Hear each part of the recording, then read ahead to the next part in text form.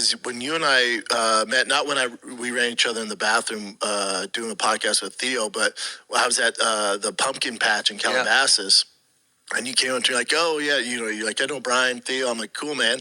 And we were talking about Magic Mind. You're like, you drink coffee? I'm like, I drink coffee. I take too much Adderall. And you're like, yeah, man, this can help you out. Kratom is people take Kratom and have no feel-free shots. They didn't. I was doing all that. Dude, Kratom is, and again, this is like a 10-second Google, just like, what are the downsides of Kratom? It's an opiate-like substance that incredible withdrawal. And the sad thing is, people will sell Kratom products to addicts, telling them that, like, hey, this will get you off of that. Yep. And it's just getting them off one thing, getting them on doing another thing. It's really but just so you're aware, never been healthier.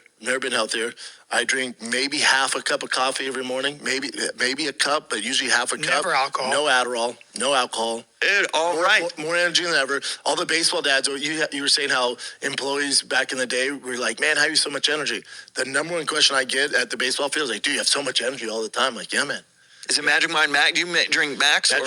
Magic Mind Max every morning. It's for your size. Talking Adderall, espresso shots, coffee throughout the day. Like just bad stuff, man. You are looking really good. Never been better. And leaner. Maybe that's the move to Austin too. I would love to. I'm sure everybody asks you this, but I haven't heard in the episodes that I've heard. On a scale of 1 to 10, how has the move been to Austin? Now on the other side. And why that number? I'll quote Rogan. Like he told me, he said, when I was like scared to move, I was talking to him. He's like, dude, this is how it's going to go. And 3 months you're going to call me and say, man, I can't believe I didn't do this sooner. And I called him probably 2 months after and told him that. Yeah. Because how long did you think about it, dance in your head to whether you should do it or not? The fires really affected us. And when they dropped us, and then crime was picking up, my kid's school was getting weird. Probably, I mean, we thought about it during the pandemic, but just wasn't the time. You were the one who brought it up. Yeah. But How did you think about it for 2 years? I was on and off. No, I just kind of was like, he said it, and I was like, it's such a pain in the ass, first of all, traveling from LA all over the country. It's like the worst. LAX sucks. The fires pissed me off. My biggest thing is, what else are we going to do? Yeah. You want to just keep doing the same thing here in LA to what, man? We needed a change. Yeah. And the mothership's here, but it's been, I don't care. I mean, for me, it's about my kids. I don't really give a fuck about geography, to be completely honest with you. Like, I'm too old to care about how I feel about things. I really am. I don't give a fuck about how I feel. I care about my kids. I care about my 7 dependents. If they're good, I'm good. So for me, it took, I'll be honest, it took like a month or 2, probably a little depression, like, I kind of fucked up. But my kids, I mean, who I was most worried about, in one day, their lives got better. They're literally, in the neighborhood we moved in, they have friends. They're on bikes. They're riding around the neighborhood. They had instant friends, like best friends. They just stayed the night there the other night, which I don't usually allow sleepovers. But the families are so good. They had an instant crew, like the Sandlot crew, the day we moved in. So cool. Dude, and I'm like, whoa. Isn't that crazy? LA lacks it. Our neighborhood in Venice, we just moved from to Malibu. Dude, we saw our 4th dead body in 5 years. Like sharks. Not what you think of when you start telling people you live in Cali. 4 dead bodies. No, but I'm also not the guy that moves to Austin and shits on LA. There's a lot of great things about LA that, and this is something else. I think the girl from Poppy Alice tells us, when we first moved here, we became friends with her instantly. She goes, listen, LA's great. Austin's not LA. So if you're constantly comparing Austin to LA, you're never going to appreciate Austin. It's not LA.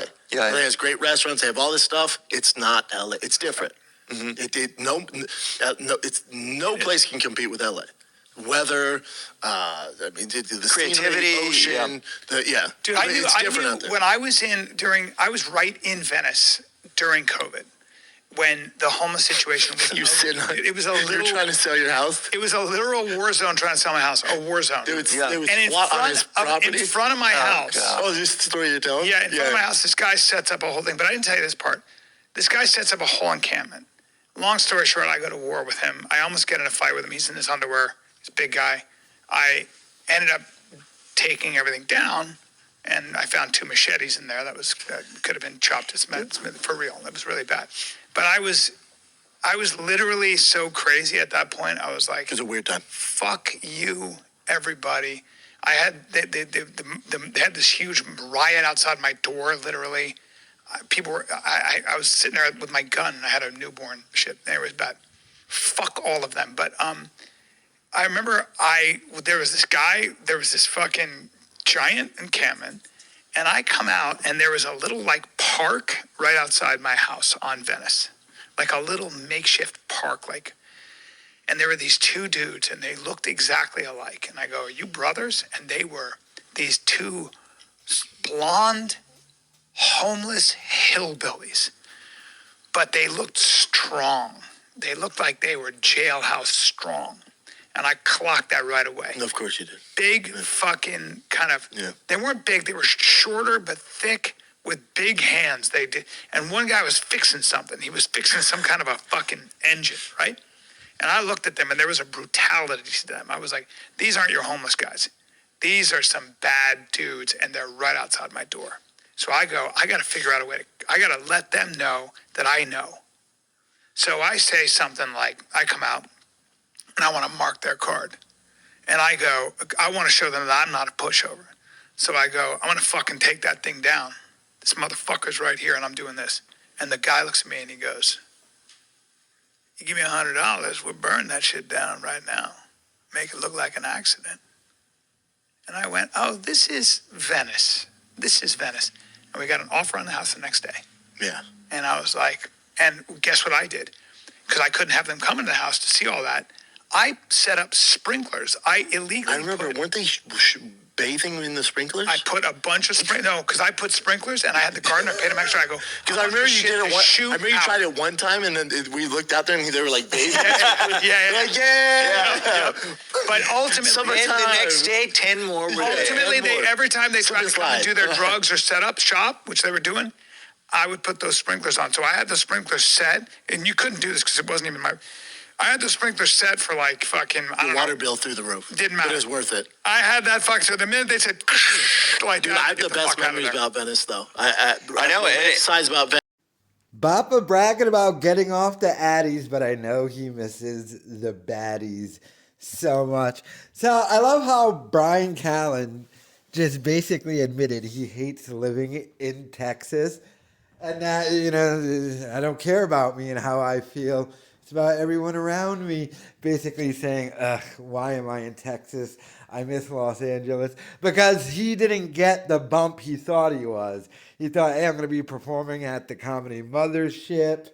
Maybe the podcast will take off because we'll be in the Rogan sphere even more. And none of it happened. And he basically just admitted that he's doing it for the check Bappa pays him. By the way, Callen said he has 7 dependents. I'm trying to think. Ex-wife, didn't he only have 2 kids with the ex-wife? New wife, new kid. Maybe, did he have 2 new kids? But still, there would still be, where's the extra 2 dependents coming from? I don't know, but they had on the Magic Mind guy. The people wondering who they had on. This was their Patreon episode here, but I just love the fact that Callen's just like, yeah, kind of hate my life right now, my professional life, and I'm sitting in a storage unit with this idiot, and we actually have a guest on in a storage unit that smells like gas, because not only does this dummy have cars, but he's got the loudest, most exhaust fume exploding cars ever. I don't even know what I was trying to say there. But yeah, Callen is not happy there. But let me know your thoughts in the comments.